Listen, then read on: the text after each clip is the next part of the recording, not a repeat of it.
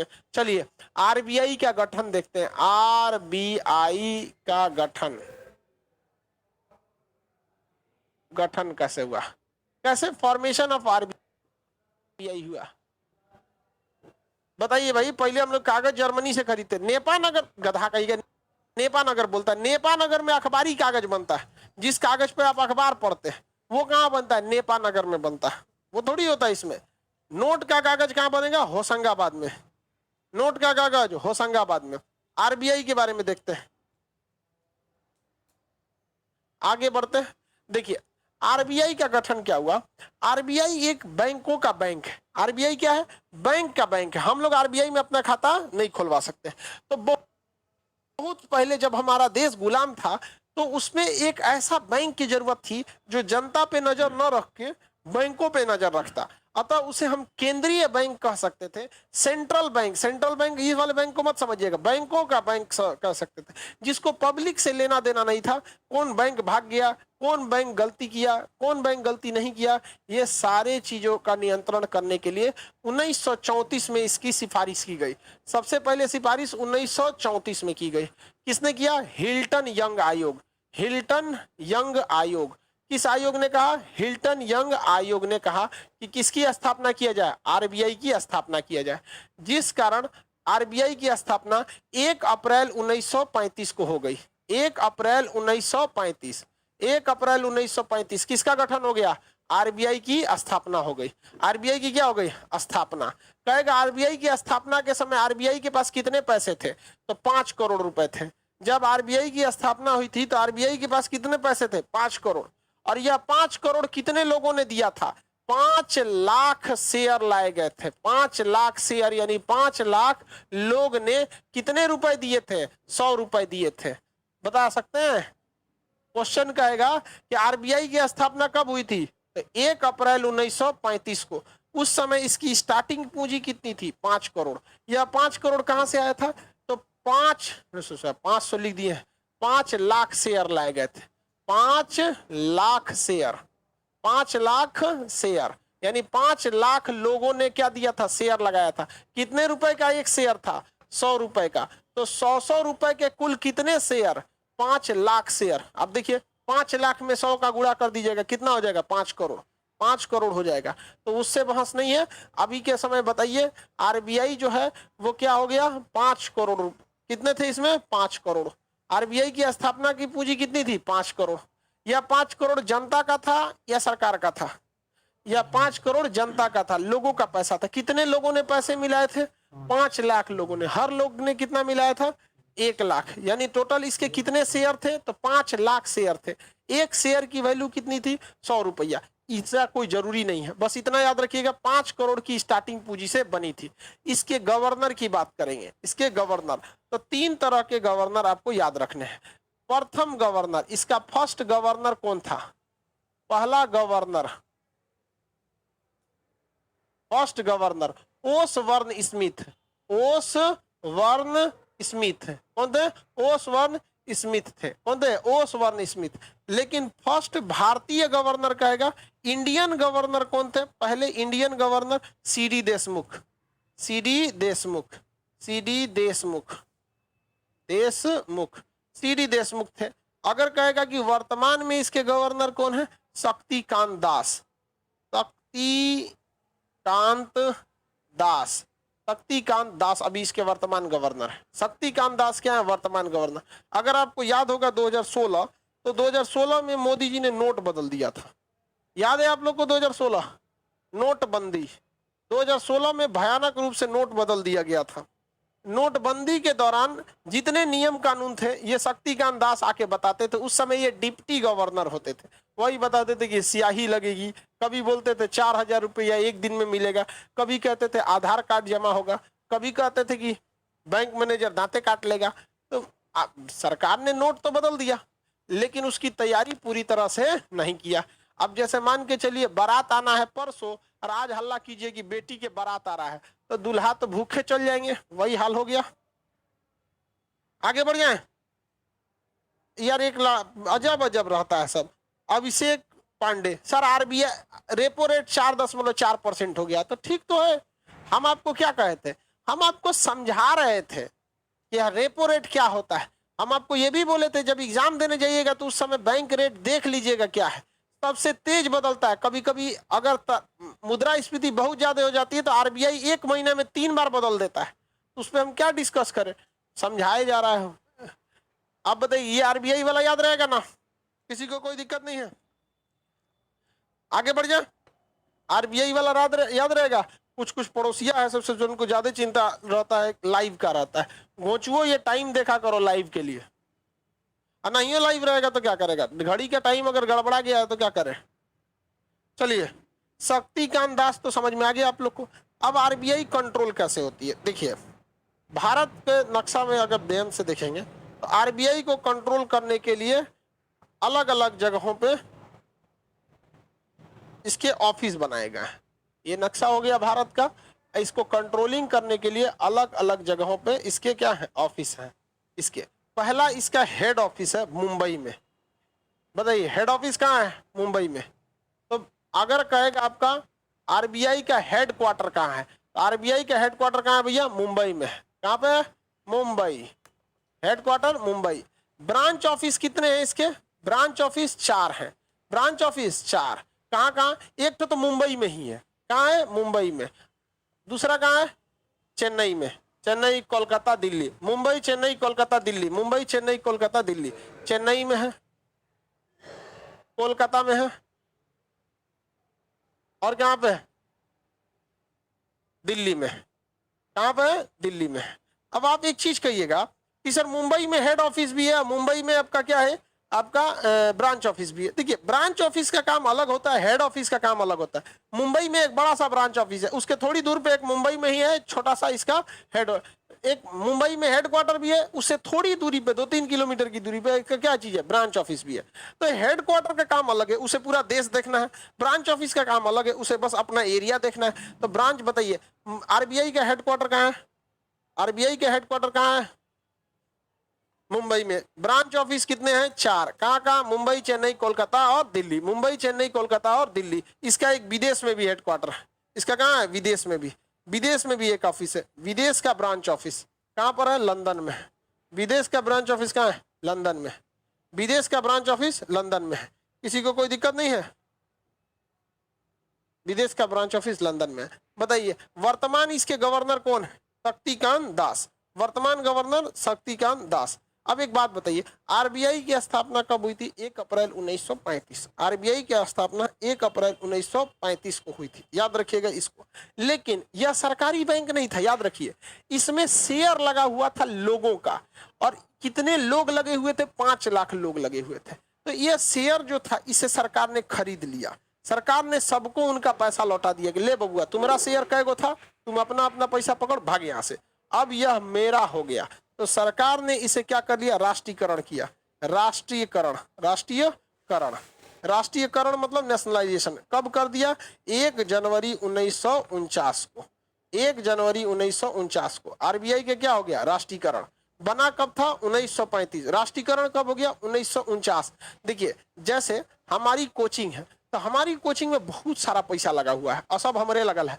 Bench, कुर्सी, cooler, AC, TV, पंखा, online setup, panel, camera, mic, बड़ी सा ससुरा खर्चा लगा हुआ है। स्टेज से लेके एग्जॉस्ट फैन, कूलर, दुनिया भर का खर्चा लगा हुआ।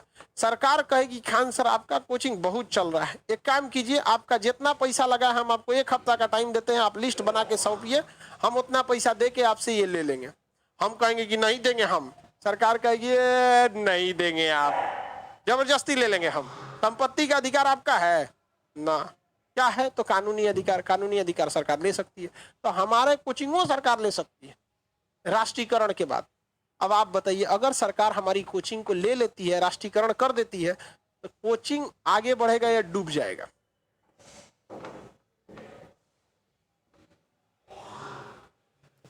डिपेंड करेगा।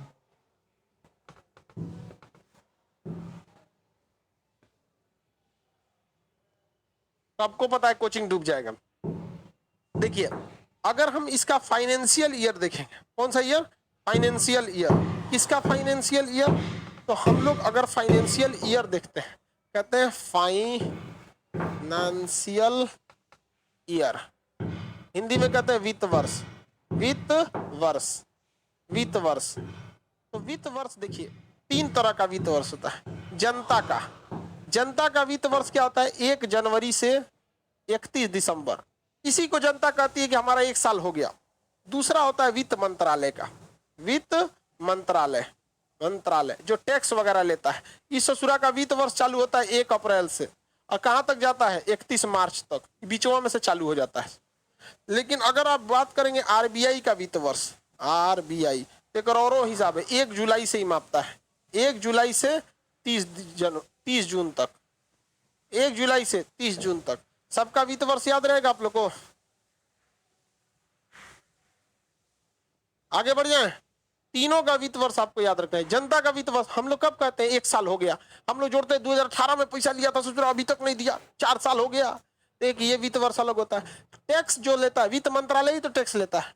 टैक्स लेने वगैरह वाला वित्त वर्ष कब होता है भैया? 1 अप्रैल से लेके 31 मार्च, 1 अप्रैल से लेकर 31 मार्च तक, 1 अप्रैल से 31 मार्च तक होता है। समझ में आ गया कि नहीं आ गया? शेयर क्या होता है? आगे पढ़ना है। शेयर क्या होता है? आगे पढ़ना है आप लोग को। आरबीआई का वित्त वर्ष बताइए। 1 जुलाई से 30 जून तक, 1 जुलाई से। जीएसटी कितने तारीख को लाया गया? 1 जुलाई। जीएसटी कब लाया गया था? 1 जुलाई से। 1 जुलाई से किसे ला दिया गया? जीएसटी को। आरबीआई क्या रहेगा? याद रहेगा ना?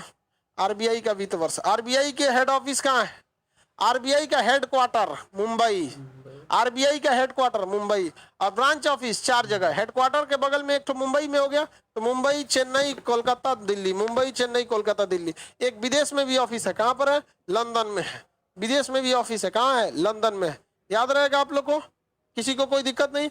अब एक चीज और ध्यान दीजिएगा कि आरबीआई को कंट्रोल करने के लिए किसकी जरूरत होती है? देखिए, एक होता है कर्मचारी वर्किंग करने के लिए और एक होता है कंट्रोलिंग करने के लिए। दोनों में अंतर होता है।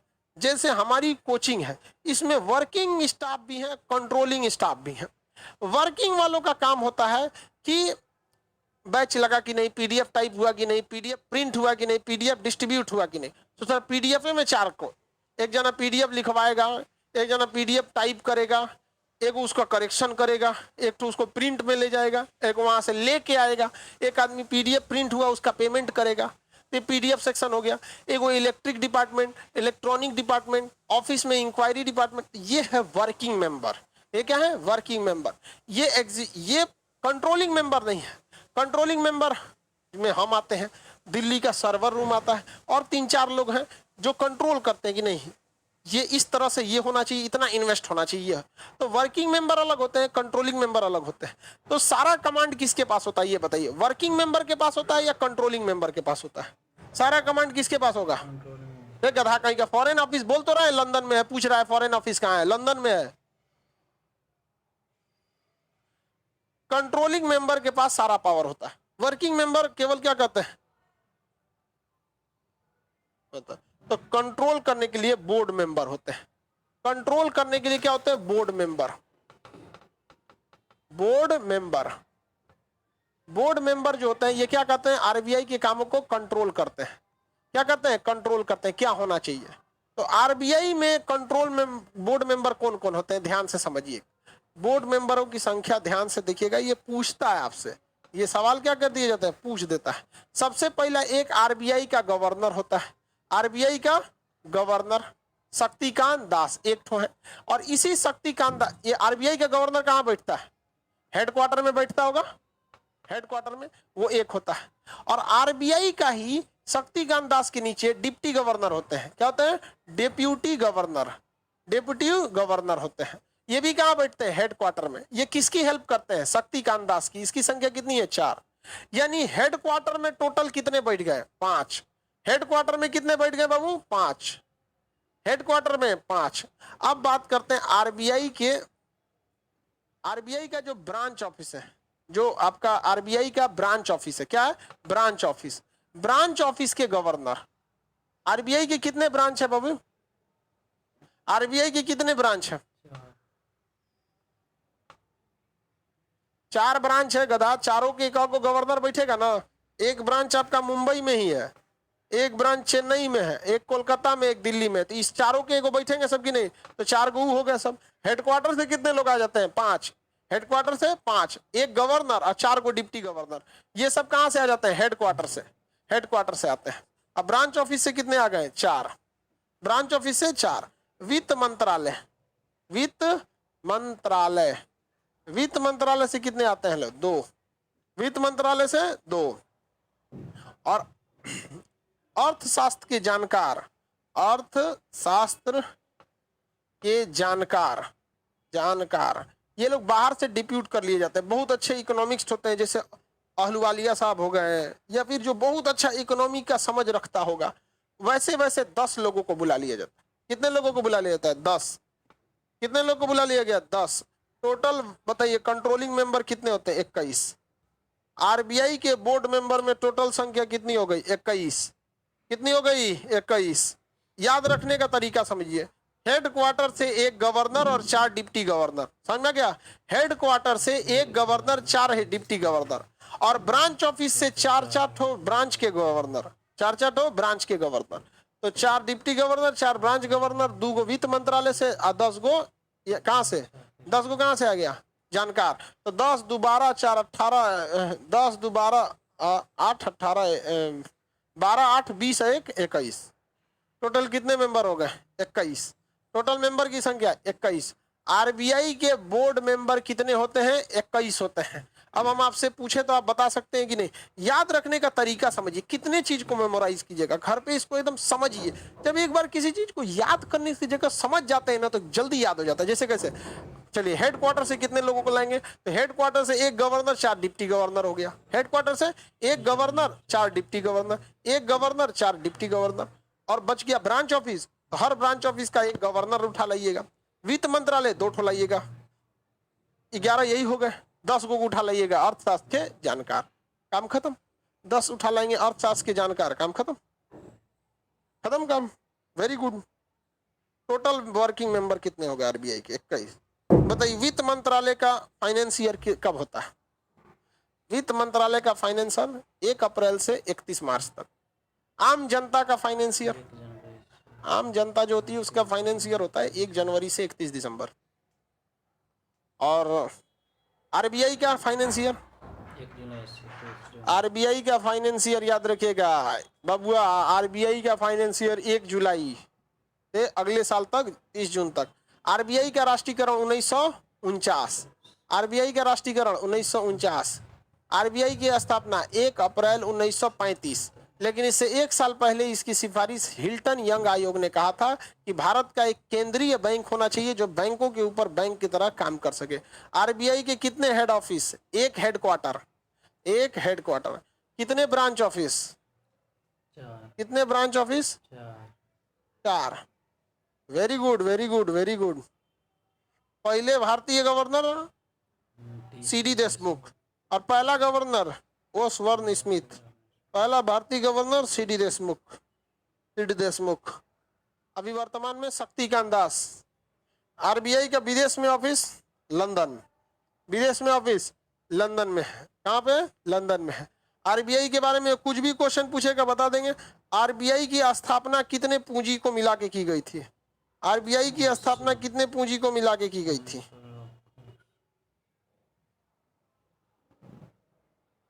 5 करोड़।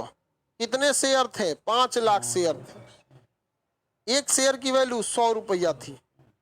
वेरी गुड, आप सब समझदार हैं, सब समझदार हैं आप लोग। क्षेत्रीय कार्यालय यानी ब्रांच ऑफिस कितने हैं? क्षेत्रीय कार्यालय यानी ब्रांच ऑफिस 4 हैं। आरबीआई का काम क्या क्या होता है? तो भैया देखो, आरबीआई के छोटे मोटे बड़ी काम होते हैं। विदेशों में भारत का प्रतिनिधि करना एगो काम हो गया, बाकी बैंकों को कंट्रोल करना 2 गो काम हो गया, वित्त मंत्रालय को जरूरत पड़ने पे सलाह देना एगो और काम हो गया। ये सारे छोटे छोटे काम होते हैं आरबीआई के। कौन से बैंक का कहां पर ब्रांच खुलेगा ये भी उसी का काम है। समय समय पर मौद्रिक नीतियों को प्रकाशित करना आरबीआई का काम है।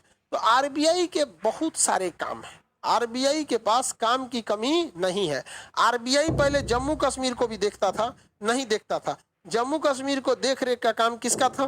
जम्मू कश्मीर पर देख रेख का काम था आपका एसबीआई का। जम्मू कश्मीर की देख रेख कौन करता था? एसबीआई। लेकिन जब से 370 हटा है तो जम्मू कश्मीर में भी कंट्रोल कौन करेगा? आरबीआई। देखिए समय समय पर आर्थिक आंकड़े कौन जारी करता है? आरबीआई। जैसे रेपो रेट कितना है, विकास दर कितना है, जीडीपी ग्रोथ रेट कितना है, कर्ज कितना है, फॉरेन एक्सचेंज कितना है, ये कौन जारी करता है? आरबीआई। तो बताइए विदेश में भारत का प्रतिनिधि कौन करता है? विदेश में भारत का रिप्रेजेंटेटिव कौन करता है? आरबीआई करता है। आंकड़े कौन जारी करता है? आरबीआई जारी करता है। आंकड़े कौन जारी करेगा? आरबीआई जारी करता है। एक्सचेंज, पैसा को एक्सचेंज कौन करता है? डॉलर को इस समय एक्सचेंज कौन करता है? नॉर्मलाइज इफेक्टिव एक्सचेंज रेट होता है, NERR। जैसे अभी कितना है? $1 कितना हो जाता है? 75 रुपया हो जाता है। हो जाता है कि नहीं? तो नोटों का विनिमय यानी एक्सचेंज कौन करता है? आरबीआई। नोट का विनिमय यानी एक्सचेंज कौन करता है? आरबीआई करेगा। नोटों का विनिमय यानी एक्सचेंज कौन करता है? आरबीआई करता है। बैंकों का बैंक किसे कहते हैं? आरबीआई को। बैंकों का बैंक, बैंक का बैंक, बैंक का बैंक कौन होता है? आरबीआई होता है। सरकार का पैसा, सरकारी बैंक, सरकार का बैंक। सरकार अपनी टैक्स वगैरह का पैसा कहाँ रखती है? आरबीआई में रखती है। जीएसटी देते हैं कहाँ जाता है? आरबीआई में। इनकम टैक्स आरबीआई में, कारपोरेट टैक्स आरबीआई में, टीडीएस आरबीआई में, सेस आरबीआई में, सरचार्ज आरबीआई में, ये सब चला जाता है। और बार बार स्क्रीन क्यों ब्लू हो जा रहा है? 4-5 दिन क्लास बंद रहता है तो ससुरा पगला जाता है। बैंकों का बताइए, बैंकों पर नियंत्रण कौन करता है? बैंक पर नियंत्रण कौन करता है? नियंत्रण आरबीआई। बैंकों पर नियंत्रण कौन करेगा? आरबीआई। ये सारे आरबीआई के काम है, लेकिन ये इतने इंपॉर्टेंट नहीं है। NERR याद रहेगा ना? NEER normalize effective exchange rate. Exchange rate मतलब होता है कि जो बदलने पे जो रेट मिलेगा। अभी हमारा NEER normalize effective exchange rate कितना है? $1 के हिसाब से 75 रुपया। लेकिन ये उतना इंपॉर्टेंट नहीं है। मेन इंपॉर्टेंट क्या है? नोट निर्गमन। नोट निर्गमन, निर्गमन यानी नोट प्रेस।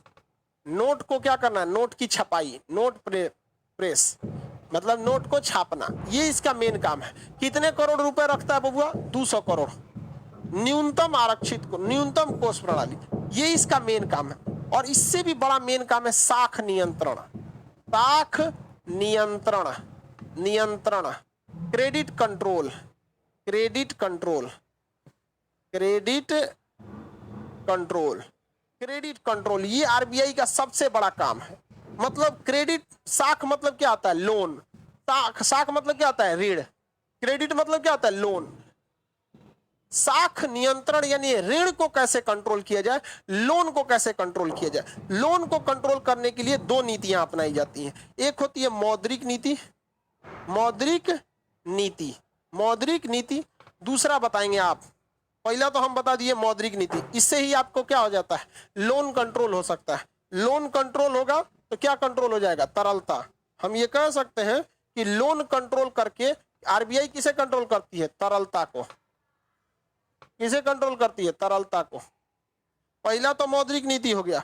दूसरा क्या हो जाएगा? खुले बाजार की नीति। वेरी गुड, सब होशियार हो गया सब। खुला बाजार, खुला बाजार। मौद्रिक नीति पढ़ाना पड़ेगा। अब MSF, CRR, SLR ये सब बताना पड़ेगा।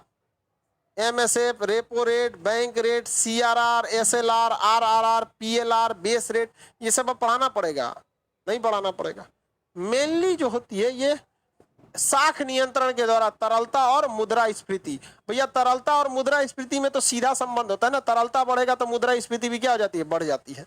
तो आरबीआई के 2 सबसे मेन काम अगर कोई कह देगा तो आप क्या कह सकते हैं? आरबीआई के 2 सबसे बड़े काम, नोट छापना और साख नियंत्रण। साख मतलब लोन। साख मतलब क्या होता है? लोन।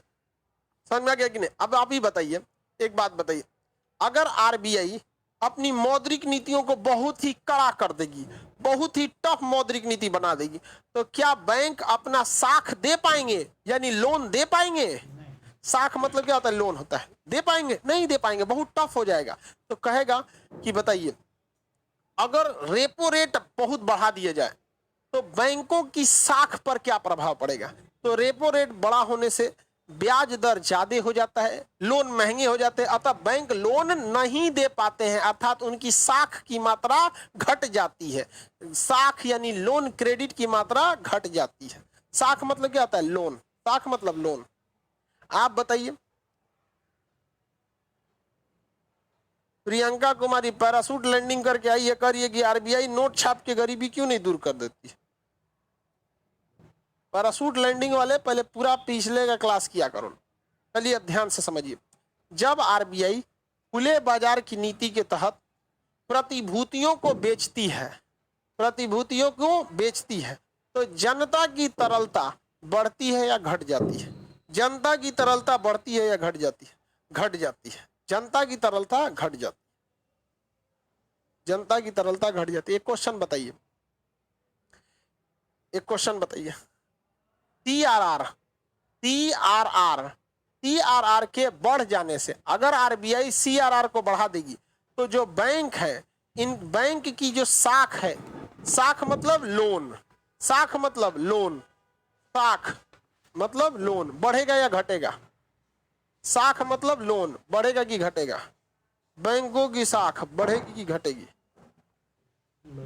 साख घट जाएगी। वेरी गुड, घट जाएगी। भैया सीआरआर बढ़ा देगा, बैंकों के पास पैसे नहीं रहे, जाके जमा करना पड़ेगा। सीआरआर 4% होता है, उस पर ब्याज भी नहीं मिलता है। एसएलआर अपने पास रखना पड़ता है, जब अपने पास रखे रहेंगे तो ब्याज कहाँ से मिलेगा? घट जाता है। अब होशियार हो गया ऐसा। आरबीआई कंप्लीट हो गया, आरबीआई कंप्लीट। अब हम लोग देखते हैं बैंकों का खाता। आरबीआई हो गया कंप्लीट, अब देखते हैं बैंकों का खाता। कोई दिक्कत है तो बोला जाए। आरबीआई की स्थापना 1 अप्रैल 1935। आरबीआई का राष्ट्रीयकरण 1 जनवरी 1949। आरबीआई का वित्त वर्ष 1 जुलाई से 30 जून तक। आरबीआई के पहले गवर्नर ओसबर्न स्मिथ। आरबीआई के वर्तमान गवर्नर शक्तिकांत दास। पहले भारतीय गवर्नर टीडी देशमुख।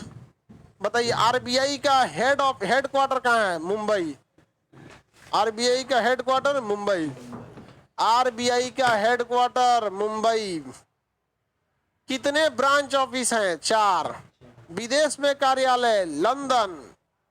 आरबीआई के बोर्ड मेंबर की संख्या टोटल कितनी है? आरबीआई टोटल बोर्ड मेंबर 21 हैं। अब हम आपसे पूछते हैं, आरबीआई के 21 बोर्ड मेंबर में, ध्यान से सुनिएगा, आरबीआई को कंट्रोल करने वाला जो बोर्ड मेंबर है, उस आरबीआई के 21 बोर्ड मेंबर में कितने वित्त मंत्रालय के लोग होते हैं? 21 बोर्ड मेंबर में वित्त मंत्रालय से कितने लोग होते हैं? 21 बोर्ड मेंबर में वित्त मंत्रालय से कितने लोग होते हैं? 2। अर्थशास्त्र के जानकार कितने लोग होते हैं? 10। अर्थशास्त्र के जानकार 10 लोग होते हैं। Very good. हेडक्वार्टर से कितने लोग आए होते हैं? हेडक्वार्टर से, जो उसका हेडक्वार्टर है, उससे कितने लोग आए होते हैं? हेडक्वार्टर से आते हैं 1 गवर्नर और 4 गो डिप्टी गवर्नर, अर्थात हेडक्वार्टर से आते हैं 5। ब्रांच ऑफिस से कितने आते हैं? ब्रांच ऑफिस से कितने आते हैं? 4। ब्रांच ऑफिस से 4। फाइनेंस मिनिस्ट्री से कितने आते हैं? फाइनेंस मिनिस्ट्री से 2। इकोनॉमी के क्षेत्र से कितने आते हैं? 10। टोटल कितने हो गए? 21 बोर्ड मेंबर होते हैं। 21 बोर्ड मेंबर होते हैं। Very good. अब हम लोग देखते हैं बैंक। क्या देखते हैं? बैंक। देखिए, जब कभी भी आप बैंक में जाइएगा तो आप अपना खाता खुलवाने आरबीआई में जाते हैं या किसी न किसी कॉमर्शियल बैंक में जाते हैं, तो आप कॉमर्शियल बैंक में ही जाते हैं। बैंकों का इतिहास आगे समझेंगे। देखिए, जैसे किताबों में आपको क्या देता है? किताबों में पहले आरबीआई पढ़ा देगा। किताबों में पहले क्या पढ़ा देगा? आरबीआई। इतना ना आरबीआई पढ़ा पढ़ा के आपका दिमाग खा जाएगा कि आप पढ़ ही नहीं पाएंगे। तो पहले दिमाग को विकसित कीजिए, उसके बाद छोटे चीजों को पढ़िए। हम पहले आपको मौद्रिक नीति पढ़ा दिए, उसके बाद खुले बाजार की नीति पढ़ाएं, उसके बाद आरबीआई पढ़ाएं। जबकि किताबों में देखेंगे ना तो पहले लिखा रहेगा आरबीआई कैसे कैसे हुआ था, पहले हइये दे देगा ससुरा। पगला जाएंगे आप लोग, मजे खराब कर देगा पढ़ाई का। आरबीआई ऐसे, आरबीआई वैसे, है पूरा दिमाग, कुल एनर्जी यही में खा जाएगा। उसके बाद बताएगा हेडक्वार्टर ऐसे, ये वैसे वैसे वैसे। फिर आरबीआई के कितने बोर्ड मेंबर होते हैं, किताब में पढ़िएगा, ऐसे ही दिया रहेगा। फिर आरबीआई के काम क्या क्या होते हैं, अब उसमें देगा आरबीआई का काम नोट निर्गमन, आरबीआई का काम साख नियंत्रण। अरे भैया पहले ही पढ़ा दिए, हम उल्टा पढ़ा। इधर पढ़ा दिए फिर उधर किए, समझ में आ गया कि नहीं आ गया? उल्टा दे देता। अरे हम लोग उल्टा पढ़े हैं, देखो उल्टा सीधा कुछ नहीं होता है, समझ में आ गया ना? हमें जैसे अच्छा लगे हम वैसे पढ़ाएंगे। हम इतना जानते हैं कि जब भी कोई चैप्टर शुरू होता है तो लड़कों की एनर्जी ज्यादा होती है, उस चीज को एनर्जी ज्यादा होती है, इसलिए हम आपकी ऊर्जा को उपयोग करना चाहते हैं, उस ऊर्जा को उपयोग करके कठिन सब्जेक्ट को बढ़ा देना चाहते हैं। तो हमको पता था कि जैसे आरबीआई चालू करेंगे आपके पास ऊर्जा ज्यादा होगी, उस ऊर्जा का प्रयोग हम मौद्रिक नीति और खुले बाजार की नीति समझाने में निकाल दिए। और जैसे जैसे वो चैप्टर खत्म होता है तो आपकी ऊर्जा कम होती है, तो हम जैसे आपकी ऊर्जा कम हुआ तो हम आपको पढ़ा दिए हैं। ये सब में ऊर्जा की क्या जरूरत है? अभी बताओ, अब अगर आपके पास हम शुरुआत में इसको पढ़ाते तो कुल ऊर्जा इसमें लगा देते, इधर नहीं जरूरत पड़ता। समझ में आ गया कि नहीं आ गया? हमको पता है कि बकलोलवन को कैसे समझाना है। देखिए बैंक में कौन जाती है? जनता जाती है। कौन जाती है? जनता। अगर ये बताइए, अगर आप बैंक से ओसामा बिन लादेन को पैसा भेज दीजिए या बैंक से 2 नंबर का काम करने लगिए तो दिक्कत हो जाएगा। दिक्कत हो जाएगा कि नहीं हो जाएगा? इसलिए बैंक आपका फुल डिटेल चाहिए। जनता का बैंक क्या ले लेती है? फुल डिटेल ले लेती है। फुल डिटेल ले लेती है। फुल डिटेल कैसे लेगी? तो आपको बस 2 चीज चाहिए, आपका पूरा डिटेल आ जाएगा। एक चाहिए आपका आधार कार्ड, दूसरा माइकवा का बैटरिया खत्म होने वाला है, चल जाएगा। एक चाहिए आपका आधार कार्ड, दूसरा चाहिए आपका पैन कार्ड। पैन कार्ड लो भैया, आपका फुल डिटेल चल आया। आपका आधार और पैन आपस में क्या होना चाहिए? लिंक होना चाहिए, आपस में लिंक होना चाहिए। तो आपका फुल डिटेल मिल गया। और कौन सी होता है आपके पास? इससे तो सब कुछ पता चल जाएगा, आधार। और इस डिटेल जानने के लिए आरबीआई बैंकों को कहता है, आरबीआई किसे कहता है? बैंकों को, कि रे बैंक ते ऐसे खाता नहीं खोल सकता है, तुम अपने कस्टमर को पहले जानो कि तुम्हारा कस्टमर कैसा है। Know your customer, know your customer. पहले अपने कस्टमर को जानो कि वो कस्टमर आतंकवादी तो नहीं है, क्रिमिनल तो नहीं है, इलीगल पैसा तो नहीं भेज रहा है, हिंदुस्तानी है कि नहीं है। तो पहले तुम अपने कस्टमर को जानो, यानी नो योर कस्टमर, केवाईसी। क्या कहता है? केवाईसी, नो योर कस्टमर, यानी केवाईसी करो। क्या करो? केवाईसी।